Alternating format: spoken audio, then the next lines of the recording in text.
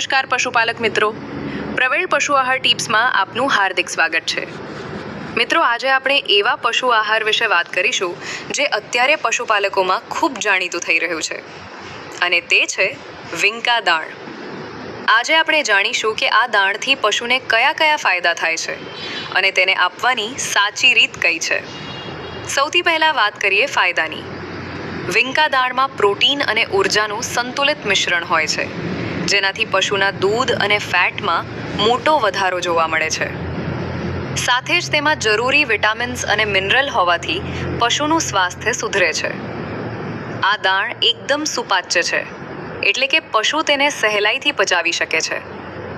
સંતુલિત આહારને લીધે પશુની રોગ પ્રતિકારક શક્તિ વધે છે અને પશુ સમયસર વેતરમાં પણ આવે છે।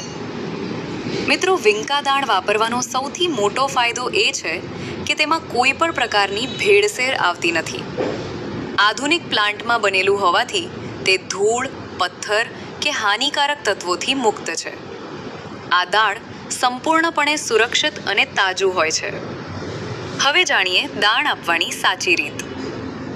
દાણને ખવડાવતા પહેલા 1 થી 2 કલાક પાણીમાં પલાળી રાખવું જોઈએ।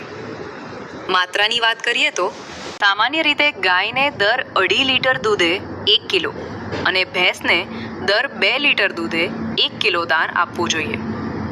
આ ઉપરાંત પશુના શરીરના નિભાવ માટે અલગથી 1 થી 1.5 કિલો દાણ આપવું હિતાવહ છે। મિત્રો, એક ખાસ ટીપ, જો તમે દાણની સાથે થોડો મકાઈનો ખોળ અને મીઠું ઉમેરશો તો પશુ વધુ ઉત્સાહથી ખાશે અને દૂધમાં ફેટ પણ વધશે। તો પશુપાલક મિત્રો, માહિતી ગમી હોય તો વિડીયો તમારા પશુપાલક મિત્રો સાથે શેર કરો, જેથી તમને પણ આ વિડીયો મદદરૂપ થઈ શકે। અને વિડીયોને લાઈક કરજો અને આવા અવનવા વિડીયો જોવા માટે આપણી ચેનલને સબસ્ક્રાઈબ જરૂર કરો। જય ગૌ માતા।